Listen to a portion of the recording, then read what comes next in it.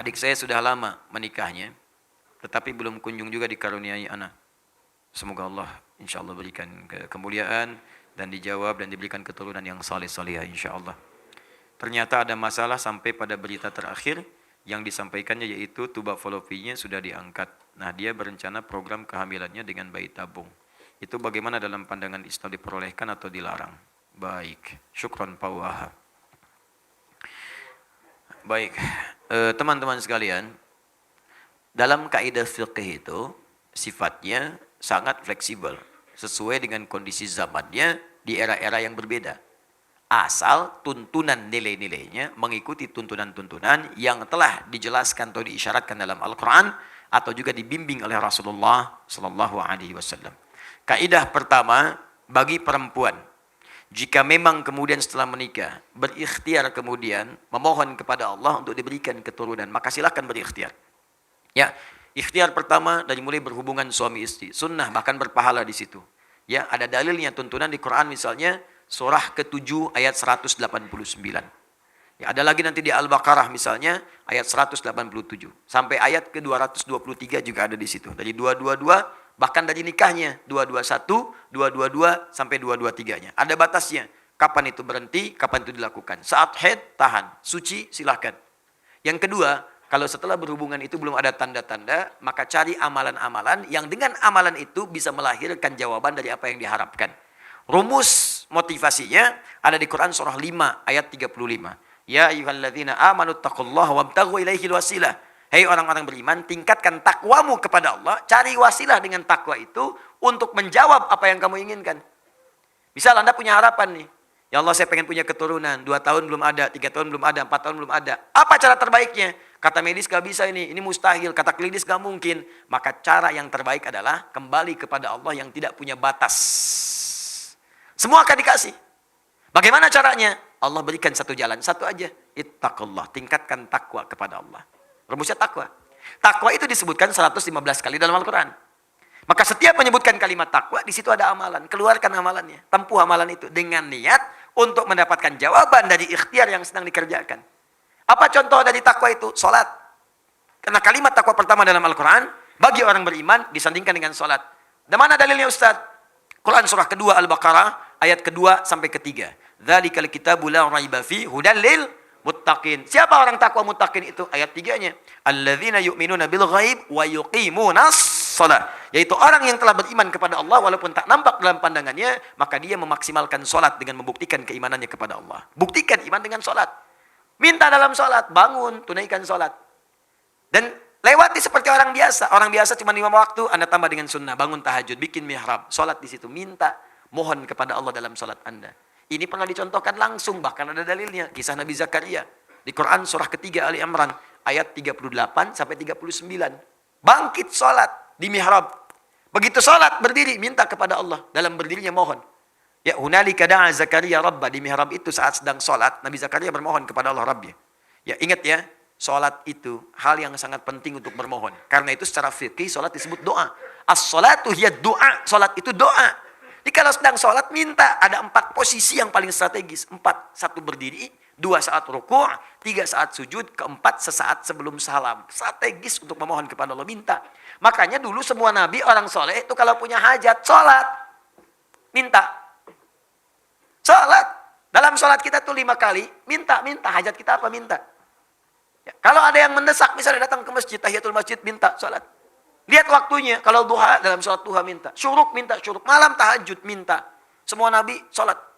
Kalau nggak percaya, lihat di Quran. Quran surah ke-20 ayat ke-14. Nabi Musa sholat.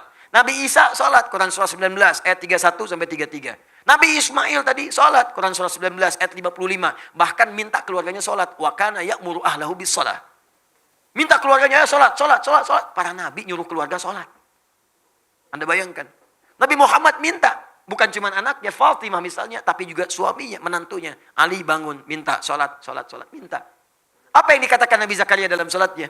Qala rabbi habli min ladunka dzurriyyatan thayyibah innaka sami'ud du'a. Ya Allah, mereka memvonis aku tidak mungkin punya keturunan. Mereka katakan mustahil karena istriku divonis secara medis itu menopause dan mandul. Maaf. Habli dari kata wahab. Wahab itu artinya pemberi yang tidak punya batas. Sifat Allah memberi yang tidak punya batas. Wahhab. Ini dahsyat. Ini kalau ingin berdoa, awali dengan nama Al-Asma'ul Husna. Ayatnya jelas, Quran surah 17 ayat 110.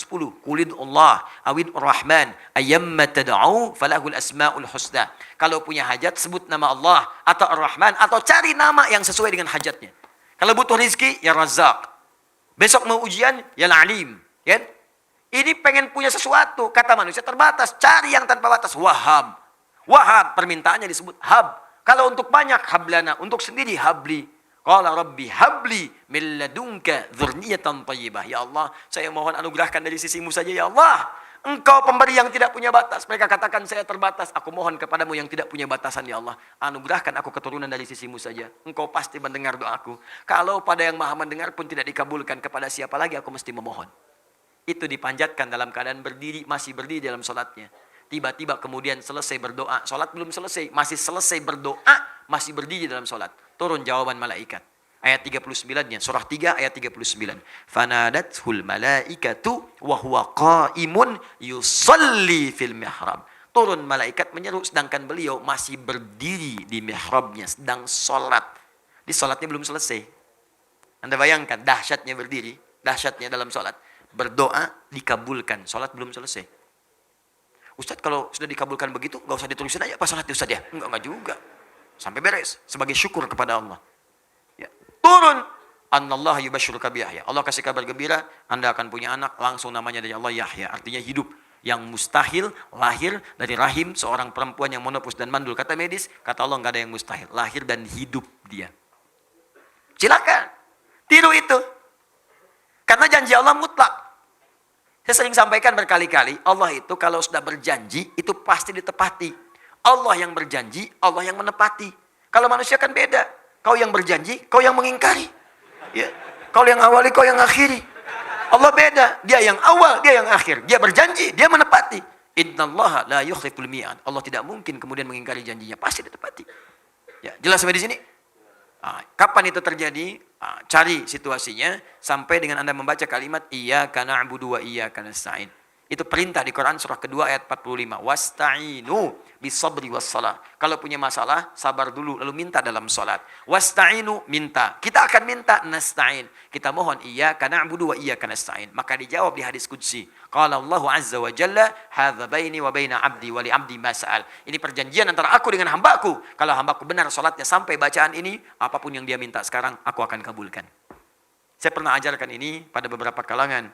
Ya, ini dari Qurannya bukan dari saya. Kalau Anda yakin Allah pasti berikan. Masya Allah, ada yang 7 tahun, 8 tahun, sekian tahun dia praktekkan. Tidak menunggu lama, tiba-tiba kirim foto mihrabnya. Ya. Ubira, sampai teriak, sampai nangis. Sudah bertahun-tahun, tiba-tiba terjadilah itu. Allahu Akbar, indah. Dan ternyata sesuatu yang diraih dengan cara yang lama itu, keindahannya lebih lama. Dan kebahagiaannya lebih terasa. Sama anak kayak muter-muter, nyari cendol kan. Udah muter lama, 2 jam ketemu. Makannya lebih enak kan. Lebih nikmat minumnya. Bahkan teh pun tanpa gula, serasa manis. Demi Allah sih, aus lari-lari minum teh. Rasanya enak banget. Pagi berdua sama istri. Ya, sayang kurang manis, lihat aku aja. Masya Allah. Masya Allah diminum. Kok pahit ya? Enak aja gitu. Nyaman, nikmat. Itu. Dia udah lama nunggu-nunggu begitu lahir. Indah. Masya Allah lagi. Dilihat-lihat sayang-sayang, kecup-kecup dan sebagainya. Dan didoakan. Nah kasus yang terakhir. Ini agak berbeda. Dalam kondisi tidak seperti itu. Kondisinya di luar normal. Turba falopinya diangkat. Setiap yang di luar normal. Maka kaidahnya mustasnayat. Dikecualikan dari yang biasa. Dikecualikan dari yang biasa. Kalau kondisi darurat. Maka kaidah fikihnya. Ad-daruratu tubihul mahdzurat. Sesuatu yang darurat bahkan diperkenankan melakukan sesuatu yang tadinya dilarang. Apa diantaranya? Hamil di luar rahim itu pasti mustahil. Karena sepanjang ada rahim. Sekarang rahimnya tidak ada. Maka dalam kondisi darurat boleh kemudian asal hak syariatnya tidak dilanggar. Silakan bayi tabung misalnya. Ya. Dengan catatan sperma dengan ovumnya dikumpulkan dari hasil yang halal. Suami istri sudah berumah tangga. Ya. Tubak falopi diangkat. Nggak mungkin secara medis kandung misalnya. Dia nggak bisa nih. Rahimnya udah bermasalah. Maka silakan sperma suaminya dengan ovum istrinya dikumpulkan jadi satu, diproses di situ. Silahkan dikembangkan. Tumbuh, lahir misalnya. Alhamdulillah. Ada yang jalan rahimnya masih ada, tapi untuk keluar nggak mungkin, ada yang terhalang. Ya, nggak mungkin. Terjadi kasus kemarin. Salah satu jamaah kita seperti itu, nggak mungkin, tertutup luar biasa. Untuk hamil, ya, dia bisa kemudian mengandung untuk melahirkan, tapi untuk jalan masuk spermanya nggak ada, terhambat dia, susah. Maka disimpan kemudian, disatukan, diproses di luar, disuntikkan kemudian ke dalamnya. Ngandungnya di situ juga, lahir, sah, boleh. Dengan catatan sperma dan ovum itu disatukan dalam proses yang sah, ada akad di situ. Yang tidak boleh, belum nikah, bayi tabung yuk, misalnya, itu nggak boleh. Nggak boleh, disatukan, suntikan ke rahim misalnya, nggak bisa, nggak mungkin. Jelas ya? Paham ya? Boleh, silakan. Program kembar, boleh misalnya. Ya, kembar yang terbaik itu bermohon kepada Allah Subhanahu Wa Taala, minta. Ya Allah, saya ingin misalnya anugerahkan kepada saya, ya Allah, anak yang kembar, supaya keduanya bisa berjihad di jalan-Mu. Keduanya bisa melengkapi, ya Allah, menjadi penghafal Quran. Keduanya bisa memberikan mahkota, ya Allah. Niatkan seperti itu. Ya, kalau diniatkan ibadah, biasanya akan cepat dikabulkan oleh Allah. Tapi kalau urusan dunia, itu biasanya agak lambat. Ya Allah, berikan saya anugerah yang kembar, ya Allah, supaya lucu. Saya ingin berikan yang pertama namanya si Luca, kedua si lucu, saya kan. Nah, itu biasanya agak susah.